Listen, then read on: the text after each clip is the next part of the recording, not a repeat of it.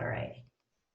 Yeah, that's the right one. So I wanted to share my screen just so we can see the intro here. So thank you to all who've joined in today. Thank you all for sitting in. Again, really excited that we've continued this inclusion and diversity roundtable conversation.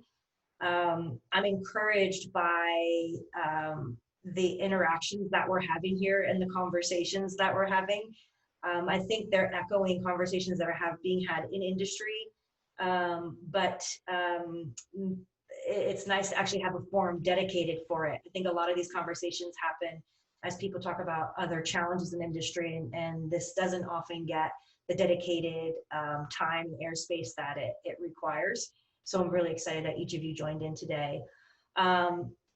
Just to kind of some housekeeping. So there's a little bit of housekeeping around what to expect. Everyone's breaking out into this breakout room. I'm actually going to do a roll call and call on each person to introduce yourself, your name, the company you work for, what your role is with that company, and kind of just give us a slight insight into what made you want to join this particular topic or conversation. And then then I'll be going ahead and introducing who our speakers are today. So first off, I do want to say thank you to all of our sponsors. These are our members who allow us to fund and fuel the work that is being done here, and without them, this work wouldn't be possible. So I do want to take a moment to acknowledge all of them and say thank you for your investment in the Construction Progress Coalition, our ability to have these conversations, which go a level deeper than our normal conversations, especially during now with COVID and the lack of conference where we can't sit as we usually do with a beer in hand, talking about some of these ways that we want to see the industry move forward. Before I go and introduce our speakers today, I do want to take a moment just to do a quick roll call and have each of you introduce yourself so we can get a sense of who can make the face and who you are and what you do. So Alice, I'm actually going to start with you. Sure. Hi, I'm Alice. I'm Alice, an investor at Brick and Mortar Ventures based in San Francisco. Got that right? Yes. And what brings you here today? What made you want to sign up for this one? Construction is a very interesting space because you have a ton of different stakeholders brought together for a project. And I always, working on construction sites, I've always realized that there's just so many different personalities. And I think being able to, do the project successfully, and, there's a lot of talk about high performing teams. So I, really want to learn more about, emotional intelligence and how to interact with different types of people and understand how to recognize the different types of people and what the best way to communicate is. So that's a really long response. That's good. It's probably going to be consistent. So thanks, Alice. Damon, I'll have you go next. Hi. Okay. Damon. I guess I'm a weird IT for the AEC industry in a way, and just care a lot about this topic. As I've mentioned before, coming from tech, then also going into construction, especially here in the Bay Area, there's a decent amount of times that I'm the diversity in the room, as I think some other people on here can also attest to. So in that, care very passionately about this topic, and with an event that I just did.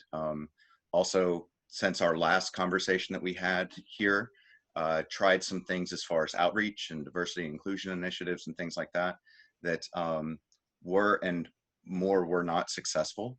So just coming back to kind of share lessons learned, and then maybe hear from the folks here on maybe different approaches for being able to better help. Love that, because there's nothing like design thinking. Getting out with a minimum viable model, trying it, seeing what works, what doesn't, and then pivoting.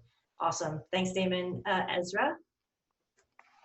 Yeah, I'm Ezra Tashoma. My previous role in the construction industry, I kind of started off as a project engineer, and over the years eventually graduated into an assistant superintendent role. And after about 5 years of working in the construction world, I took a hiatus, and now I'm kind of back in it via technology. So I'm working for a tech startup called Join, And what we do is we provide a project management software system that's essentially focused on pre-construction. And I do operations for the company, so operations and some random sales things. So I basically get thrown around to The help start out of life. yeah, whatever is needed. Yeah, anywhere from basically onboarding folks to just making sure everyone has signed up for their benefits and just random things like that. Taking care of the office when we used to have an office. And now I'm helping with sales, just, you know, making lists and vetting out folks that could potentially use our software. Great. And you've participated in another of this in this I&D track. What brought you back today? I did, yeah. I thought it was a really good start to a conversation that I want to be a part of, and I also want to see, I want to hear more conversations around the same subject of bringing more diversity into construction. Mm-hmm. I'm very interested in learning on how people kind of perceive the idea of inclusivity. I think it's a very difficult thing to work through, and yeah, I'm just very curious to hear what everyone has to say, and I'll be more than happy to voice my opinions. Thank you. How else can we be heard? So I love that. Thank you for that commitment. I'm going to go next to Rebecca. Rebecca, if you could introduce yourself. Hello, my name is Rebecca Sockwell. It is actually now legally Rebecca Sharp, and I keep forgetting to use my new last name. And I am a business analyst and systems administrator for construction technology with Holland Partner Group for about 4 more business days. I will soon be an operations technology manager at Balfour Beatty. Similar to some of you other guys, I started in operations for 5 years or so on the project management team, and moved over to construction technology a few years ago. I am here, Sasha definitely knows this, one of my big passions is women in construction and just understanding how females can show up authentically at work with feminine energy and like still fit into such a male dominated industry. So that's one piece of why I'm here, but also understanding as a whole, like outside of women as a whole, how we can be more diverse and inclusive as an industry altogether. Awesome. Hopefully we start solving that problem together. And Kim, I'll have you introduce yourself. Hi, everybody. So I was trying to hide off camera for a few minutes. I just got back from a run, so I'm still super red. Kim Hudson, AGC of California. I am the Director of Industry Advancement. I oversee our Training and Education Department in addition to our Small Business Council, and I will be taking over a Diversity and Inclusion Task Force once we kind of get it off the ground with Erin Volk, who's been a champion of DEI for many, many years. So learning under her. She actually turned me onto this group on the last discussion, and I was very, very glad to be on the originally scheduled discussion in addition to the after party, so to speak. So just looking forward to continuing these conversations to educate myself, educate our members, since we do represent about 950 members throughout the state of California, member companies, I should say. So yeah, just looking forward to continuing to hear and absorb and ask the uncomfortable questions that need to be asked, and do all the things. So, yeah. Great. Thank you, Kim. So glad you can join. Yes. Yeah, especially because we look to the ecosystem that actually creates programs around how we can, as then industry, can plug in and do the important part of this whole thing, which is not talk about change, but create change. So I think the fact that there's an ecosystem of individuals sitting on this call is a really good sign, because it takes that ecosystem to truly drive from the ideas and thought around, wow, we really need to do some work, to rolling up our sleeves and defining what that work looks like. So with that, I'd love to get started. And I didn't introduce Nathan. Everyone knows Nathan, but Nathan is the Executive Director for the Construction Progress Coalition. He'll be joining us on this talk as well today. just give Nathan a truncated intro because I really want to get to the conversation here. What about Brittanie? Well, I'll introduce both together because they're going to kind of play a co-hosting role together. So last week we discussed and talked about unconscious bias, or last week, oh my gosh, last month, it's the COVID time compression. We talked about unconscious bias and really tried to identify microaggressions and what that looks like, and try to educate ourselves as to how we may intentionally or unintentionally be creating and committing microaggressions, which definitely goes against having an inclusive environment. It is a key component of it. But that really starts to hit on self-awareness and what self-awareness looks like. And Brent Darnell is internationally known as one of the top subject matter expert when it comes to emotional intelligence, or EI. And specifically, he focuses on construction and really the role that it plays in helping us to identify and overcome unconscious bias, and really understanding what some of those internal drivers are that really either help us accept the differences that lie between us or to be threatened by them. And Brent has stories upon stories he can share with us of the rooms he sat in talking about all the feels and all the emotions and how that's worked. But we'll have Brent introduce himself here shortly and kind of walk us through emotional intelligence and how this really falls in line with inclusion and diversity.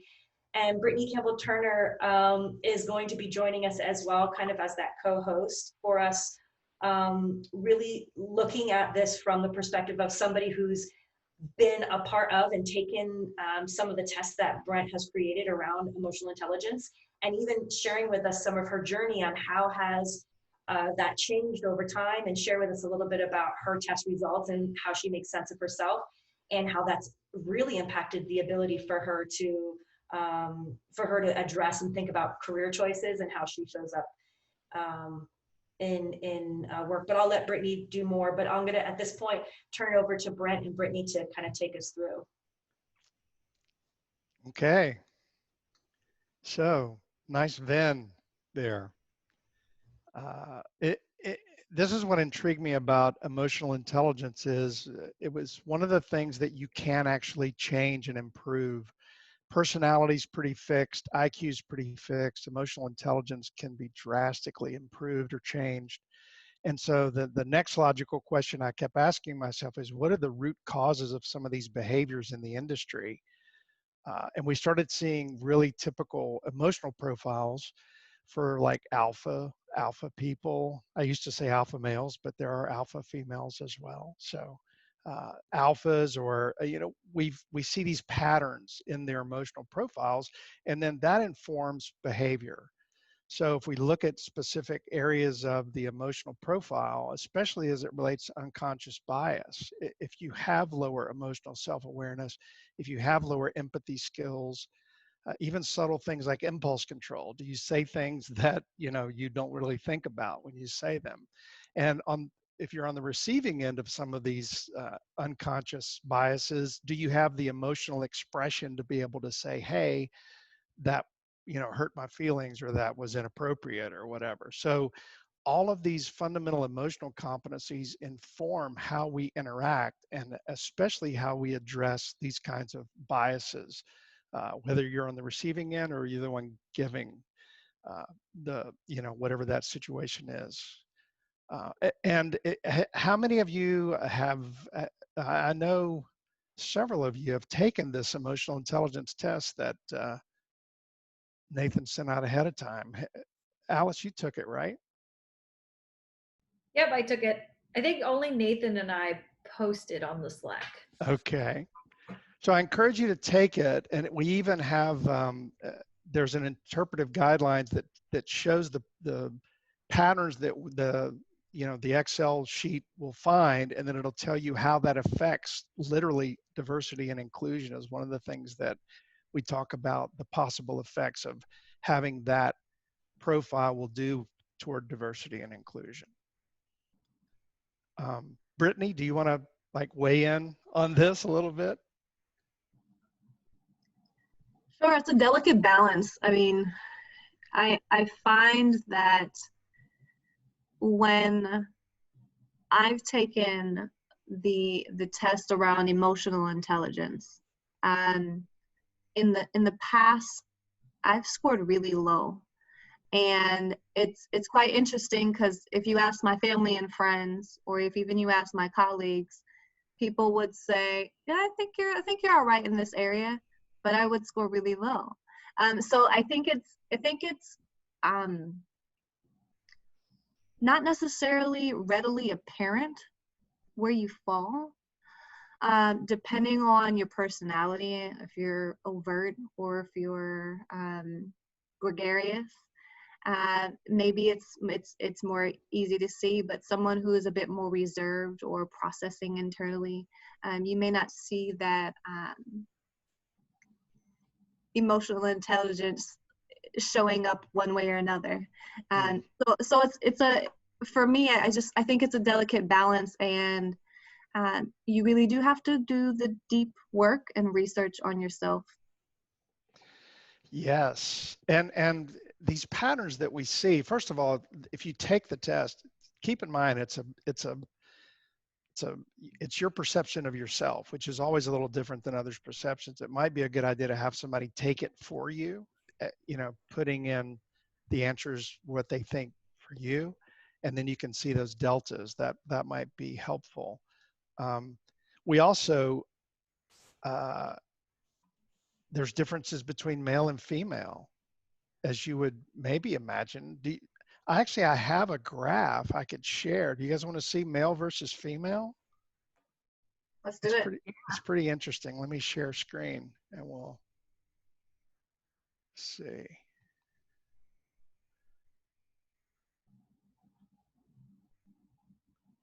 So can you guys see that?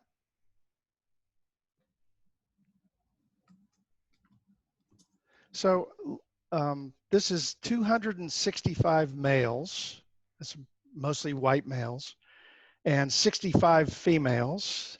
Now, keep in mind, 19 of those females are more admin positions, and the remainder are ops, like project managers, superintendents, etc. So take a look, and you can see that the males score higher in things like assertiveness, independence, problem solving, stress tolerance. Women tend to score higher in emotional expression, empathy skills, interpersonal relationship skills, social responsibility, which is the team stuff and the group stuff. Anybody want to weigh in on this and comment on this? Hey, Nathan. All right, let me pull up the. I guess I'm just curious as to what's the socioeconomic upbringing of these people. Yeah, I think that's a good comment. We didn't track socioeconomic. Muted, by the way. Oh, let's see.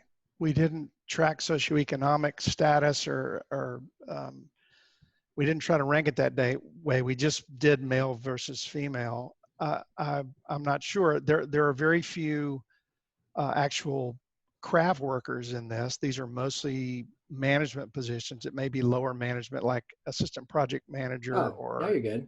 Now why can't I hear you? Well, you're unmuted on Zoom, so it's just something with.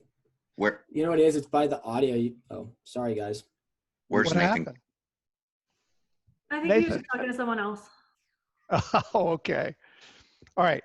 So who asked about the socioeconomic status? Well, that was Damon. I was just curious. You said this was a lot of white males, and then I'm just trying to figure out, people from, humble beginnings. Where do they type? So just trying to see more data points. Yeah, on this male-female graph that we're seeing. That's an interesting perspective. We didn't do that because we didn't have that data. The data we do have is age, gender, and then position. So we've got a graph for like estimators versus a graph for superintendents versus a graph for admins versus a graph for project managers, and really cool things, different things show up as a result of their position and who they are, and probably their value system and things that they're good at. But you can really see those subtle differences in all of these profiles. But here's the thing that really stood out for me about some of these profiles. To me, the diversity and inclusion for many people in the industry is a symptom of a much bigger issue. We see a lot of what we call the control profile, which is low flexibility, high problem solving skills, high reality testing, which means they're sort of black, white, yes, no, binary, right or wrong thinkers. So with that profile, you'll see they have trouble with change, and they have trouble delegating, and they like for things to sort of be the same. So to me, that speaks volumes about it's the same resistance we're encountering with things like technology. It's that resistance to change. And until you address those fundamental emotional competencies that are creating those behaviors, you're not going to create a lot of change. So, you know, we work with individuals. I mean, we work with groups and teams, but everybody's doing their own individual work on this. Like Brittanie said, it's really understanding yourself better and understanding what are the behaviors that may be holding you back or may be holding the industry back in the context of things like diversity and inclusion and things like, you know, innovation. There's always this fundamental emotional competencies or balance between the competencies that will inform that behavior. I had a question about just the simplicity of it being male and female. Was there ever an option for people who would be non-binary? No, but we did. I've created a whole diversity and inclusion course, and we put out some surveys for LGBTQ, male, female, also any type of ethnicity, or and the question was, as an LGBTQ person in the construction industry, what's your biggest challenge? Or as an Asian American, what's your biggest challenge? As a Hispanic or Latinx American, what's your biggest challenge? As a Black American, as an African American, what's your biggest challenge? And then we compiled that data, and one of the questions we asked, and again, guys, when I walk into a room, I got mostly middle-aged white guys. I mean, that's just the reality of the industry right now. It's not a very diverse place. And we have to explore this thing in a very safe way. Otherwise, they get defensive and they shut down. So we try to talk to them about this in a very real, candid kind of way, and try to get them to open up to these realities that other people are experiencing life and this industry a lot different than they are. So that was one of the things in the course is we asked the people taking the course, which is again mostly middle-aged white males, what do you think the biggest challenge is for African Americans, for women, for these different groups, for LGBTQ in the industry? And then we show them the responses, the actual responses, and they're usually very different. What they think the problems are, it's not what the people that are actually experiencing this in the real world are experiencing. So again, that creates that connection. It's kind of a forced empathy exercise, if you will. So there's lots of good exercises like that that really point up the fact that the experience is different. And we don't, you know, most of the folks I know in this industry, they would never deliberately be cruel or unkind or, you know, make people feel badly or uncomfortable, but they do it in that unbiased way, and they just need to be educated. And we need to set up really safe places where the person being offended by that can say, hey, that was inappropriate. And they say, I'm sorry, I won't do that again, or tell me more about that. Not, oh, you heard it wrong, or, oh, you know, you're just being too sensitive about it, or I didn't mean it that way. It doesn't matter. Those are irrelevant comments. Yeah. So we have to set that up right away. David? Yeah, I guess I have a question because, you know, I mean, first of all, thanks for being that person to walk in there and talk to the room, right? But I'm curious. So this sounds like that you had people, from what I understand, right, that were in a space that thought they understood the problem, and then once they got feedback from people as to what the problem was, you know, you don't know what you don't know. Right. And mainly because it's fresh on my mind. You know, I too work in an environment where people think they know what the problem is. Mhm. They have no idea, but then we have to bring into the room, not another person who's from that room, Right. you know, but people who are not from that space, right? Right. And so we don't have technologists just in a room, or in this scenario, a room full of white guys talking to white guys Right. that are, you know, so as technologists, we can't sit in the room and say, hey, we understand this. So in that, yes, however I can help facilitate an environment to where we can bring people in that can not just be a room full of white guys trying to figure out, right, how do we mix so it's a Right. room full of everyone to have the right conversations, because Right. ultimately that's like with this event that we do with you know, tech and building industry people, you have to bring them together. If it's just a room of people trying to address the issue, it will be doomed to I not move as fast as it can, right? totally agree. So And we, if you find these comfortable people to explore this, Brent, just know that I'm all in to assist you in whatever ways I okay, can. great. Thank you. Yeah. I mean, we do have the groups that are more diverse than others, and we have those conversations. Like we had several black guys, construction guys in the room, and this one guy said, I don't see color. That was his comment. I don't see color. I'm color neutral. And we, you know, I had to moderate this, and I said something along the lines of, okay, I get what you're trying to do there, but Michael, this black guy, you're totally negating his experience. You're totally saying that his experience is not valid. And we have to hear Michael's experience, because something as simple as getting pulled over by a cop, your experience is going to be much different than Michael's. And then Michael you could see he was like holding himself back because he didn't want to be the stereotype angry black guy, right, in the room. So we had to have those kinds of discussions about generalizations, about stereotypes, about shutting down the conversation instead of opening it up and having a real discussion around this. Yeah, And this is a really interesting topic, and I don't know if this is the appropriate right time for me to kind of jump in and talk about my it experience is, go. and perhaps Yes. my burnout. But I had the fortunate opportunity of being part of a course at an LCI conference that Brent was leading and facilitating. It must have been like a 2-hour course, and we had the opportunity to take this test at that time.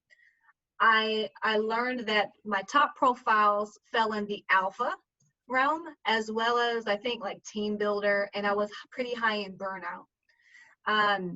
I realized, you know, after reviewing it and talking with Brent, that yeah, I was just unhappy with the specifics of what I was doing, industry heavy. But as I'm hearing this conversation, I guess there are two things that I want to point out. And it's come up again in this last test that I've taken. What was it, last week Friday? We were Right. prepping for this. Emotional self-awareness is low for me, and it continues to be low. I sometimes wonder, and I'm just kind of evaluating here and brainstorming out loud with you guys, is it because I don't expect others to evaluate what my emotion might be, so I put it to the side and categorize it in order to have regular day-to-day conversations with people who may not be reflecting on what my experience might be. I'm putting it out there. I have to do the work. I have to take inventory of myself to understand that for sure. But I'm speculating at this moment with some surface level information that has come out of a test. Perhaps that's a thing.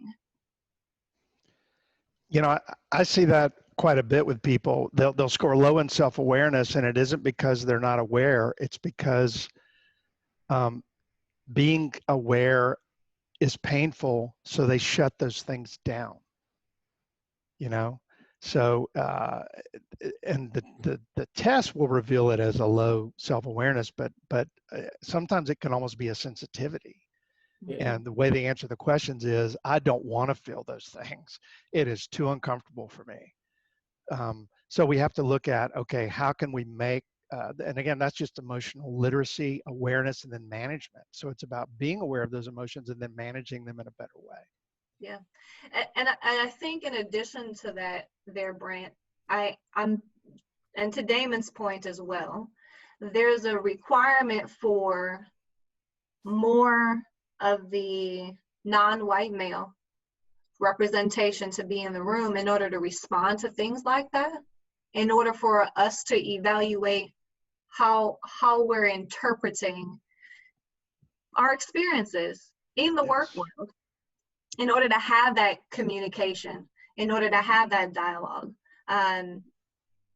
If we don't have that, we won't have good conversations. We're going to just keep uncovering the same stuff and rehashing the same stuff. But I also feel like it has to be a safe space where the females and the people of color in the room are like, feel safe to speak up and feel safe to speak their truth, because in the field, that is not always the case. Yes. And that's why a lot of what we do with diversity and inclusion work, we do a lot of gamification, if you will, or simulations. It puts it in a safe context that's not about you as an individual, as a white guy or a black guy or a woman or a man, but it puts it in the context of there's a situation where these people don't know the rules and they're uncomfortable because they don't know the rules, and therefore there's a bias against them.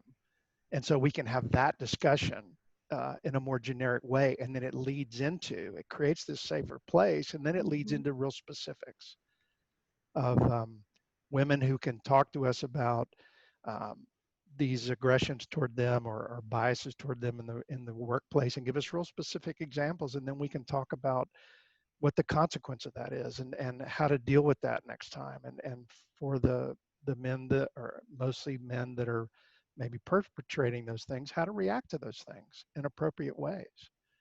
But you got to start in it. You're right, Rebecca. You got to start in that safe place, or everybody shuts down and you get nothing. There was something interesting that occurred, and there was an internal conversation with the Women in Construction group with Procore, and it started because we were receiving feedback from people on the product, on manpower logs. And some of our employees who were younger, fresh out of college, jumped on that, like, wow, why do we have that? What is that? Why do we have this still in 2020? And when we polled our Women in Construction community and our internal employees who are from Women in Construction, and I'll say transparently, I skewed to that audience, the response was, I don't give a crap what you call it. It's not important to me.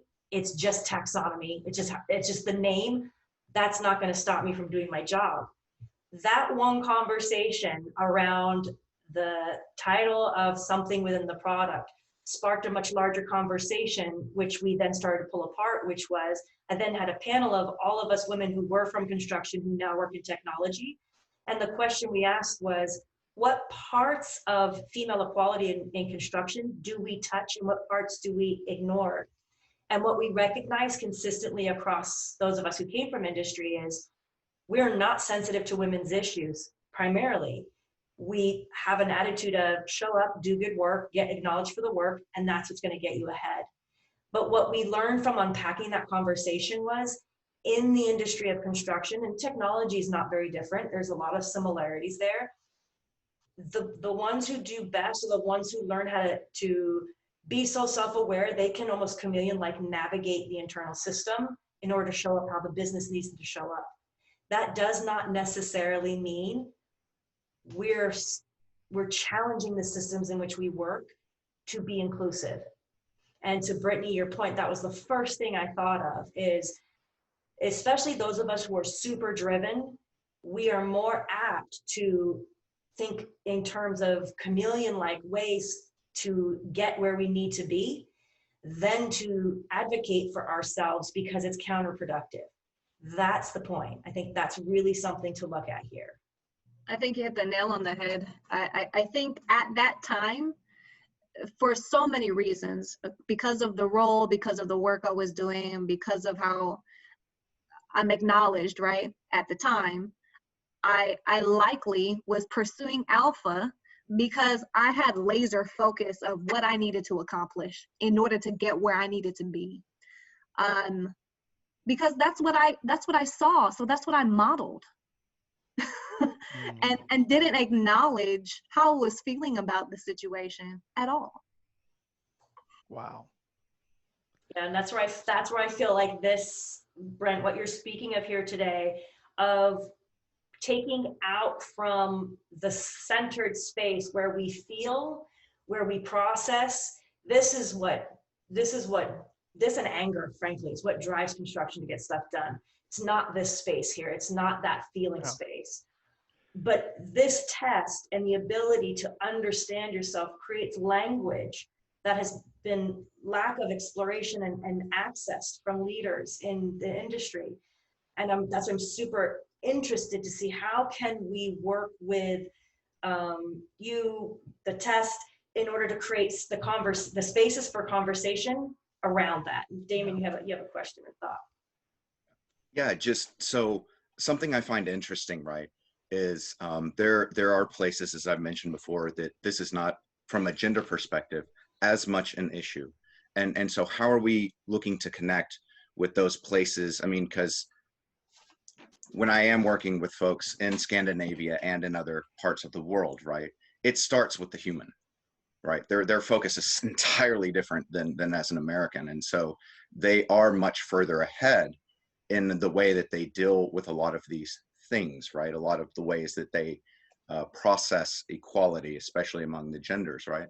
So everyone on here looks pretty American to me as far as where we're based now, or where maybe where focus is.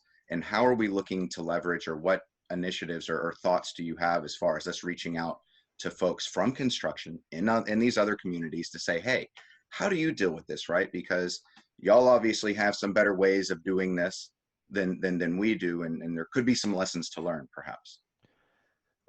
I think that there are lessons to learn everywhere.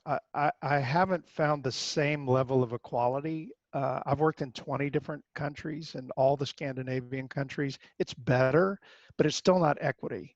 It's still not this. It's really not.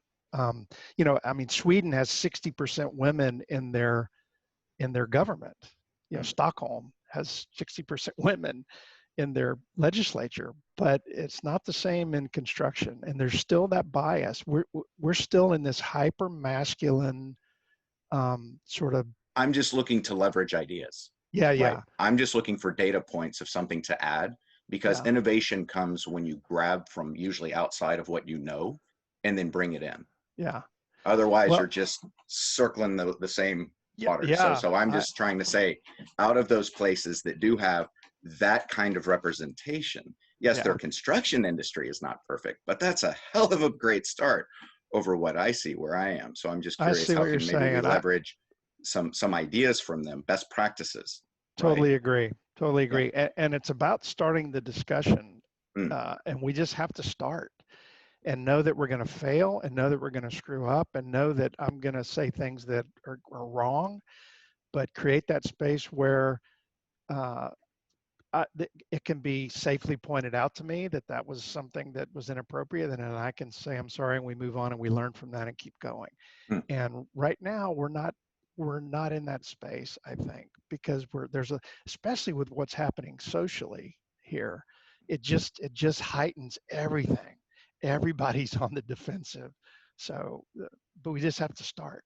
Damon, go. Yeah. So on that, Jen, just curious, again, throwing things out there, a safe space is important, right? Because that's the thing. I find this when I go back to the South, and I meet predominantly my white friends who have a lot of questions, and they need to be in a safe space to feel that in what they may say, or out of ignorance or of offense, I'm not going to take offensively, because I know where they're coming from, right? They're trying to improve, so I know they're going to fuck up along the way, right? You bet. So with that said, how you know, again, I don't know what I don't know, but at least I'd be open to saying, like, you know, shall we create some kind of document, shared document, where we can say, hey, if we're going to create a safe space, it needs to have a code of conduct that follows maybe these parameters, right? Or a certain understanding that as people are coming into this, right?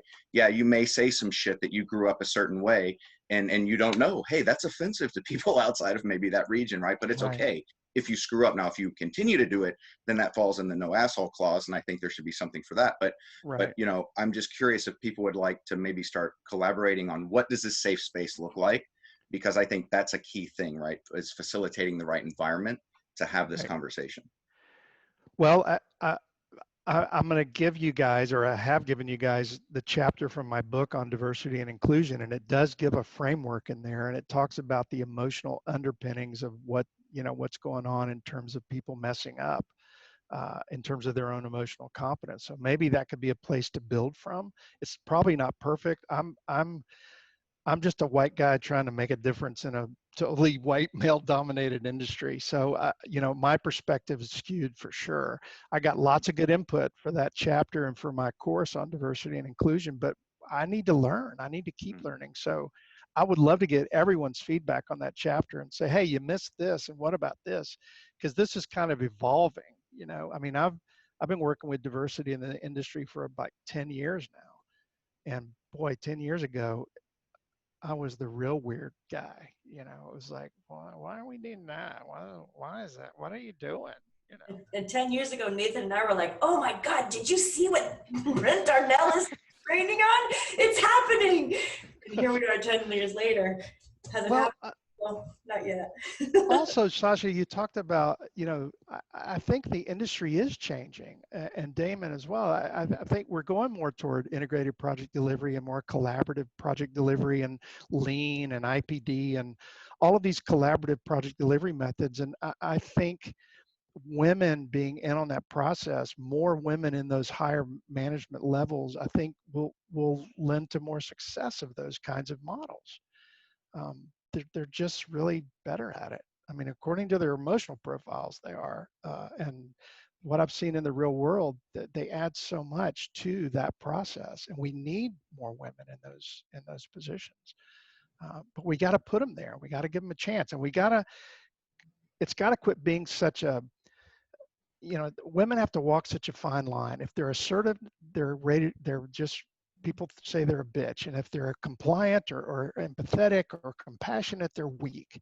And that is so unfair. You know, people asked me this one question at a conference. Well, I got this woman project manager and she's real aggressive and like it's a problem. And I say, okay, if she was a man, would you be asking me that question? Probably not. You'd be saying, wow, what a great leader. What a wonderful project manager. He's so strong on these trade partners, you know.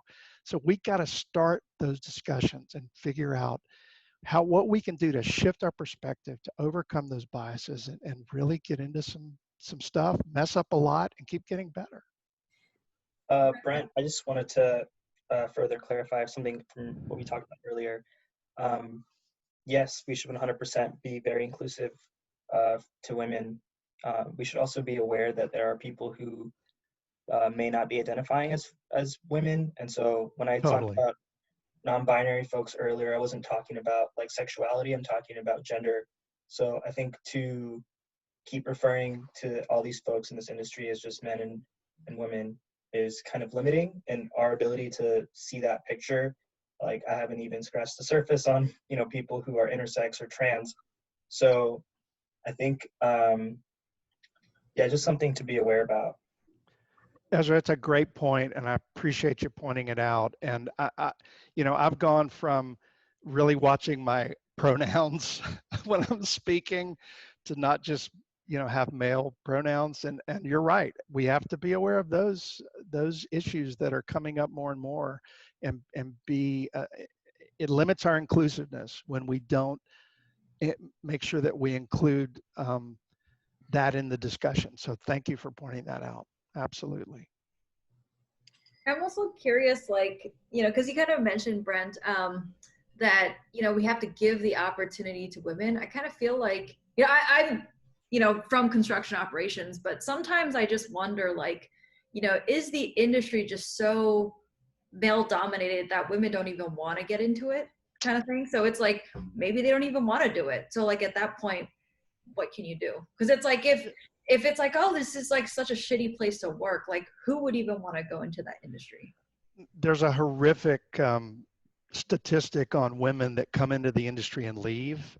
It's some astronomical percentage. I can't remember, but if you go to the Society for Women Engineers, they have a diversity and inclusion deck, and they do a lot of research and best practices. It's really good. You can order it on their website, but they talked about that very thing. The women are saying, you know what? Fuck this. Like, this is too hard. I can go to another industry and make more money with a lot less hassle, a lot less stress. Why am I going to stay here? So it's imperative on the industry to really create some substantive changes really fast, or we're losing these wonderful folks to other industries. And that the same goes. Like, that was one of the reasons why I left. It's like, why do I want to work my ass off 24/7 when, you know, XYZ person is going to get promoted faster and before me, even though, you know, I'm busting, you know, and then it's like, I could go work for a tech company and like probably make more money and be respected a little bit better. So, I mean, like, and I'm curious, like, you know, if there's any other people who are from industry that took the tech route that felt like, you know, why do I have to deal with this bullshit, right? It's like on a day to, it's like on a day to day. It's like, if I have to deal with this bullshit, it's like, you know, so I guess it's just like so bad for your, you know, personal health or mental health that it's like, you know, you get to a point where it's like not even worth it anymore. And then it's like, oh, I'm just going to go somewhere else. So I don't know. I hear you. And I'm just like so torn about the whole thing, because it's like, it's going to take so much more change to get to a point where it's like, okay, now it's actually like a comfortable place for people to want to work. And then if you want to, you know, go down the rabbit hole of, you know, millennials and wanting to work, you know, have a more flexible work life and like, you know, all these benefits that these tech, like Procore would be an awesome place to work, right? Because like all the benefits that you get versus, you know, on a construction site, it's like, yeah, you might get health benefits, but, you know, you're, you know, working so many hours and the stress level, and it's just, I don't know. I feel like there needs to be a huge kind of reinvention of the way that we do construction. I want to address that a little bit, and Damon, I'll call on you next, but I think Alice rant preaching to the choir that it's that 100%, and it's what I have feared being in technology for 12 years, having been in construction for 5, is that there will be this great exodus of talent that is heading into technology to serve the industry that we all still very much love. This sadomasochistic kind of love of this industry that doesn't necessarily want us, but we still want it. And I think there's 2 things specific to that. One is once we attach the bullseye of the business problem or the problem we're trying to solve to business, that's what, I don't care what color, creed, gender you are, if you're driving a business forward and your role is reliant on you making that business better, you're going to care what those solutions are. So it's really around attaching inclusion and diversity to business value. McKinsey's done some great reports. I just posted one on LinkedIn this week in my comments on my post, talking about should I be focusing on inclusion, diversity, and how that drives business, what metrics to attach it to. So I think if McKinsey's trying to tell us, we know this is a bigger problem than construction, and align it to the business. But the second is, last year when I joined Procore, I was fascinated that they had created something called Culture Academy, because CEOs from these GCs started coming on campus and they said, we don't want to talk about the product. We want to meet with your CEO and we want to know how you're hiring so quickly. And so the questions evolved from what does your product do to what's your secret? Well, how are you hiring? And that's when we said, well, obviously I call it a crisis of culture in construction. And it has to start there in order for us to create the safe spaces Damon's talking about, in order to have the uncomfortable conversations. It has to be integrated into the DNA of the organization to recognize culture drives business and profitability. It also is the missing link that's going to allow us to compete in these new markets. And so I think those 2 things really are what we're looking at here, is how do we attach this to the business case? Because the reality is, with the generations changing, the current and new workers coming in, and the owners are not going to stand for it. They're going to demand better. And so the general contractor has a choice to make. Am I going to shift my business model from money under the table, lack of transparency, where all this money's flowing through bribery and other things that pad my pockets, that is a super masculine environment? Or am I going to fully take and embrace a digital transformation, which creates opacity, where I have to address those profit centers, which are built upon these archaic models? But the only way for that to be done, in my opinion, is through something where you have a focus on culture, and you have men like Brent who look non-threatening, they act like the leaders who are in charge, in order to say, I'm gonna hold up a mirror with me. Brent told me he's a recovering asshole. Oh my God, I love him even more now. Just because of that acknowledgement, that how do you see somebody transform? And that's what I think really, so to your point, Alice, I think there are some very specific ways that this has to be addressed. And I Damon, I definitely want, sorry, I took your spot. I definitely want you to go. No, I just wanted to say real quick, so to your point, Alice, if you ladies on here would please message me, like, what are your top 3 ways to make this industry more attractive, right? I've tried to highlight, people and female leaders and things like that and things. But if you can just send me the top 3, and to Nathan's point of money talks, right? I'll put $1,000 of my own money into Instagram ads or whatever you tell me. If it's interviewing every single one of you for like 2 minutes or 30 minutes, I'll do it, but whatever it takes to help start just seeing what works, please message me. All right. Thank you. Hours. Equal. And I think I said this the last time. I appreciate your question, Damon. You asked something similar last time we spoke, and I feel like it's a cyclical thing. There's not exposure to the demographics and to the gender representation that we're looking for. We're not if there was exposure, there would be interest. When I think about my journey and how I became interested in construction, how I became interested in architecture, it was because I liked math and science. No one in my family whatsoever is in the construction field. I simply had a knack for putting things together, breaking things apart, putting them back together. That's how you get people interested. I didn't even know anything about the demographics of the industry when I was thinking about the field. I didn't care about it. Why should I? These are great points, and I think this, and also I should share Devin Baldwin, right, one of our speakers for our event, and whatnot, and definitely he's not hard to find in our roster. Trust me. He had some very interesting points as far as like his journey and outreach, and his main thing in the Q&A that I'd actually like to share is he was like, reach out. He's like, these people are having these conversations like this in the Zoom, but how much engagement is there to actually go to, like for him, Laney College in Oakland and say, hey, you can get into construction, or here's, again, why this is sexy to people, right? Yeah, I think if for anyone here that's interested, I'll post his video with the QA. And yeah, but thank you. That's like a whiplash from a car accident. Really? Nathan, man, this is brutal. I gave the full 60 seconds this time. It's not like it was 120 seconds and then cut. Add that to the plus column, but it's probably still too short, right? Yeah. But I think the answer is 3-minute timer so that we have more time to close.